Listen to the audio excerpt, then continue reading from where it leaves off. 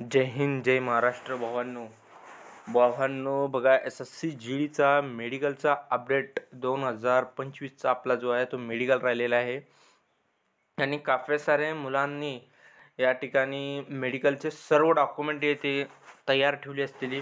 ज्यांचा circle डेटचा document पण नसेल तर त्यांनी तरी पण तो डॉक्युमेंट त्या ठिकाणी चालणार आहे. ठीक आहे, जे काही डॉक्युमेंट लागणार आहेत ते व्यवस्थितपणे त्या ठिकाणी तुम्ही डॉक्युमेंट तयार ठेवा. ठीक आहे, आणि मेडिकलची एक्सेप्टेड डेट काय असणार आहे मी तुम्हाला सांगणार आहे.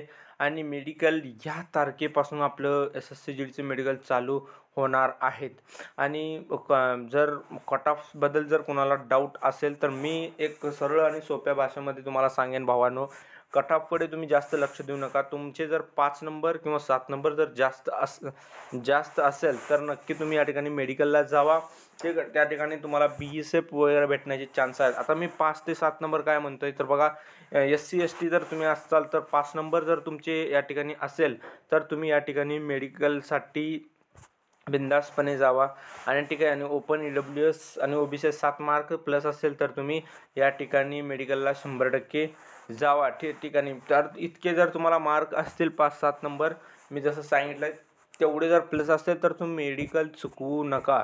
या आशेवर बसू नका की मला 6 नंबर जास्त आहे, 7 नंबर जास्त आहे, मी गेलो तरी बी माझा नाही होणार, असं डिमोटिवेट होऊ नका भावांनो. बिलकुल तुम्ही मेडिकलला जावा त्या ठिकाणी. ठीक आहे, आणि मेडिकलची आपली जो डेट असणार आहे तो म्हणजे मी तुम्हाला सांगेन की जसं मी प्रत्येक व्हिडिओमध्ये मेडिकलचा जो आपण मी या ठिकाणी बोललेला आहे की मेडिकलविषयी हा व्हिडिओ आहे, तर त्या व्हिडिओमध्ये मी प्रत्येकदा सांगत आलेलंच आहे की नोव्हेंबरच्या पहिल्या आठवड्यामध्ये या ठिकाणी मेडिकल होणार आहे. पण भावांनो, आज मी पुन्हा त्याबद्दल बोलत आहे, म्हणजे काही मी तुमच्यासाठी नवीन घेऊन आलेलं आहे.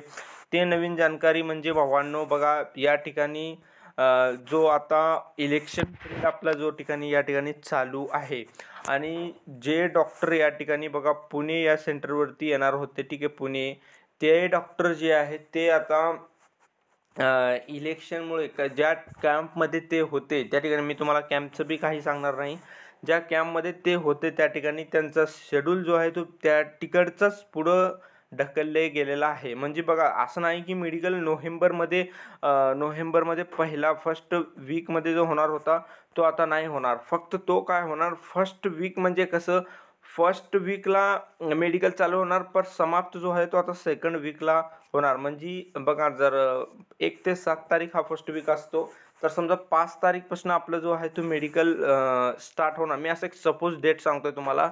आणि आणि जो या ठिकाणी सेकंड वीकपर्यंत आपलं जो आहे मेडिकल या ठिकाणाहून चालणार आहे पुढं. ठीक आहे, तर भावांनो मेडिकल हा बघा एक वीक फक्त पुढं गेलेले आहे. कारण काय तर इलेक्शन पण आता आपली जवळ आलेले आहेत. आपल्याकडचं इलेक्शन नाही, पण बाकी बिहार वगैरे राज्याचं इलेक्शन चालू आहे, तर त्याच्यामुळे इलेक्शनमुळे जो आहे तो या ठिकाणी पुढं गेलेला आहे इलेक्शनमुळं, खास करून मेडिकल. मग मेडिकलची एक्सेप्टेड जर तुम्हाला मी डेट सांगू तर मेडिकल बघा, आपला जो मेडिकल जो चालू होणार आहे, ठीक आहे, मेडिकल जो होणार आहे तो या ठिकाणी आपले 2025चा म्हणलं तर मी एक तुम्हाला सांगेन 7 ते 14 या तारखे दरम्यान 100% ही नोव्हेंबरची डेट आहे. ठीक आहे, नोव्हेंबरची डेट आहे, 100% आपला मेडिकल चालू होणार आहे. ठीक आहे, नोव्हेंबरमध्येच फर्स्ट वीकला तो आपल्याला काही ना काही अपडेट या ठिकाणी किंवा नोटीस हे 100% भेटेल की या तारखेपासून, ते पण ऑफिशियली नोटीस या ठिकाणी भेटून जाईल. ठीक आहे, मेडिकल चालू होणार आहे.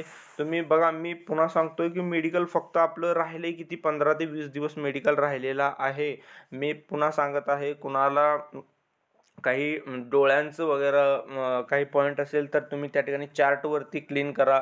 काही कान वगैरे साफ करायचे राहिले तर ते कान व्यवस्थितपणे साफ करा. ठीक आहे, काही तुम्ही बेसिकली ज्या पद्धतीनं जसं की मुलांना जसं तुम्ही यूट्यूबवरती बघू शकता की काफी भरपूर आहेत की मेडिकल कसा होतो, तशा पद्धतीनं एका रूमवरती तुम्ही समोर आपलं मेडिकल चालू आहे त्या पद्धतीनं त्या ठिकाणी तुम्ही सराव करायचा प्रयत्न करा. ज्यांना की मेडिकलमध्ये खूप काही भीती वाटत आहे, मग मी सांगेन की ज्यांना चांगले मार्क आहेत, जे इथपर्यंत आलेले आहेत बघा, ते मुलं कशीही चूक करू नका की मला मार्क जास्त आहेत असं एक आतून एक तुमचं जे आहे ते ओव्हर कॉन्फिडन्स आणू नका की मला मार्क जास्त आहे, मला तर कोणीच काही बाहेर काढू शकत नाही, असं तुम्ही चूक करू नका.